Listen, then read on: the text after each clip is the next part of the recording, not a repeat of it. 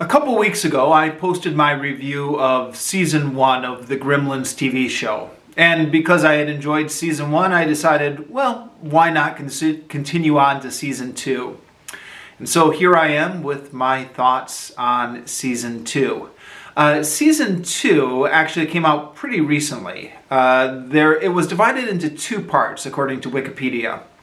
So there were 5 episodes which were released in October of 2024. And then there were another 5 episodes that were released in April, just this past April 2025. Some people, I think, on the internet have been referring to it as Season 2 and 3. According to Wikipedia, it's Season 2, but Season 2 split into 2 parts. Because I'm watching it now, I watched it just all the way straight through without having to take a 6-month break in the middle. But it does, even if you watch it all straight through, it does definitely feel like 2-parters. So there's one storyline that has its climax and more or less finishes at the end of the 5th episode, and then we begin a new storyline. There are some overarching themes, but it does definitely feel like 2 different stories. So, without getting into too many plot specifics, let me just try and give some general overview thoughts on this. I went on at length about my thoughts on Season 1, and Season 2 is more or less the same. It's the same style, I think the same animation. There were some points watching in Season 2 where I thought the animation looked a little bit less, what's the word I want to use? It seemed a little bit more obvious that it was computer animated in Season 2 to me. The characters looked a little bit less like real cartoons and a little bit more like computer generated images. And I'm not sure if that's because the animation style was done a little bit more on the cheap for Season 2, or if it was just always like that and I never noticed it in Season 1. I don't know. Give me your thoughts on that. Did the animation get a little bit cheaper in Season 2? It seemed to me like it was a little bit... It was still good, but it seemed to me like it wasn't quite as gorgeous or lavish as it was in Season 1. Maybe that's just me. But the characters were largely the same. There was a couple of changes. The main character, Sam, the boy who's the protagonist, seems to have picked up a knowledge of Chinese magic at the beginning of Season 2 that he didn't have in Season 1. So he's got his grandfather's box, which he also had in Season 1, but now he knows how to work all these magic potions, which, I'm going to count as a little bit of a change in character. And then, of course, Gizmo has a big change in character where he's struggling with having an evil side that comes out sometimes. This is a change that, when it's introduced at the beginning of Season 2, comes out of nowhere. In the penultimate episode, there is a little throwaway line kind of explaining it. But it doesn't really explain why this change is happening now as opposed to happening any other time in Gizmo's long life. The reason given, apparently Gizmo has been such a goody two-shoes mogwai for so long that now he's got a bad side that just wants to come out. You have to give the writers some space on these types of things. They wanted Gizmo to have an evil streak that comes out to increase the plot tension at certain points. I guess you can go along with it. So Season 2, the big thing is that they're journeying to America now. And though a lot of the action, especially in the first half of Season 2, takes place in Chinatown and still has a distinctive Chinese feel to it, and the second half as well, is influenced by Chinese mythology. We are getting into American folklore at this point as well, and possibly setting up why Sam Wing and Gizmo ended up in America in the first place. Although it's not clear at the end of season 2 if they're planning to stay in America or if they're going back to China after this. Season 2 ends with definitely the possibility of a third season. I wouldn't say they're really setting up any plot points, but they're definitely leaving stuff open for a third season to take place. So, yeah, we'll have to see if a third season happens.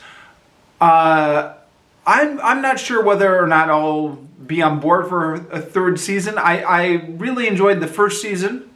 Second season was good, but I'm feeling like this itch has been scratched. I've satiated my curiosity about what the Gremlins TV show is like. I'm not sure I need to stick around for a third season. But yeah, we'll see. So as with the first season, there is a lot of references to Chinese mythology. And if you look these up, the bird god of the air, Jin Wei, or the water god Kun Kun are, I'd never heard of them before, but they are part of Chinese mythology. So I guess you learn Chinese mythology as you watch it. You also learn a bit of American folklore as you watch this. There's characters like John Henry and Johnny Appleseed, who I guess maybe quasi-historical figures. I know Johnny Appleseed was a real historical figure, but his legend is quasi-historical. And another character who I never heard of before, I believe it was Boss Reeves. I didn't even realize he was a real character until the episode where they go to the casino where all the characters from American folklore are gathered. In the episode when Boss Reeves was first introduced, I thought he was just a character created for the show. But then when all these other characters from American folklore are assembling, I thought, oh, okay, I guess maybe is that Boss Reeves also part of American folklore? And I looked him up on Wikipedia, and sure enough, he's got a long Wikipedia entry, and sure enough, he looks like an interesting person. So, add him to my list of people I'd like to read about someday if I ever get around to it.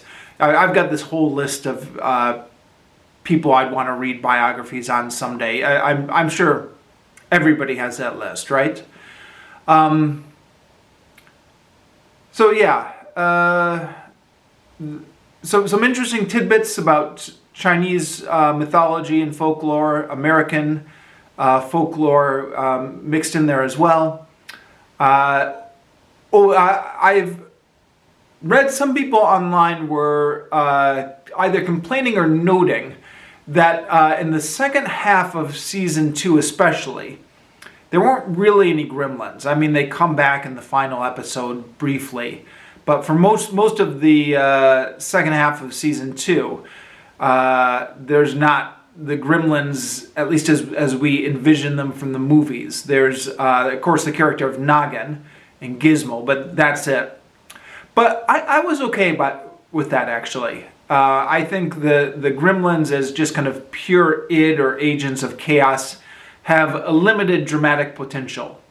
And I think we got our fill of them in season 1 and the first half of season 2. And I was happy just to follow these other characters on their adventure. And I think the writers did a good job of giving them interesting things to do. And I think at this point the show has maybe earned the ability to get away from its core concept and go off and explore other things. And if there's a season 3 and season 3 gets even further away from the concept of gremlins and goes off and does other things, I would be okay with that as well. The one gremlin that does stick around is Noggin or Algernon, who is the Brainiac gremlin. Now, I don't think I mentioned this in my review of the first season, but because the first season is where this character first appears. But he is obviously based on the Brainiac Gremlin from Gremlins 2, the Gremlins 2 movie. And that's, of course, a bit derivative.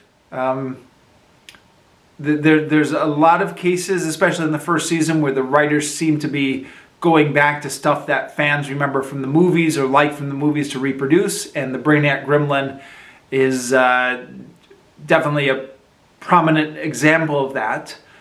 But, you know, the character works. The character's fun. The character is based by George Takei, George Takei, right? Who was most famous for playing Sulu on the original Star Trek. And who has that kind of famously smooth, soft voice, which he uses for the character of Algernon, or Noggin, the Brainiac Gremlin in this show. And he was in season 1 as well, but in season 2 he has much more expanded presence, much more of one of the main characters. And yeah, it's according to Wikipedia, George Takei is 88 years old, at which point you'd expect him to have kind of a bit more of a raspy old man voice. But he apparently not. I mean, I don't know if they digitally altered his voice or whatever, but it sounds so smooth. You'd never realize it was being voiced by an 88-year-old man if you didn't know. So, you know, it's nice to see George Takei still being very active at his age and still doing some good acting work. So, yeah, and the character works. And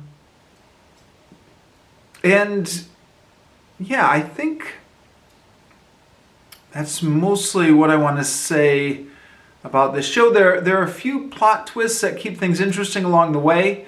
There are also a few moments where characters do things that don't really make a lot of logical sense just to advance the plot. But you have to give some space to these type of shows for that, I think. Or maybe you don't. Maybe you can complain about it. But it's a minor thing overall. I think for the most part, the story does work. And I think that's all I have to say about this, at least for now. So those are my thoughts on Season 2 of the Gremlins TV show.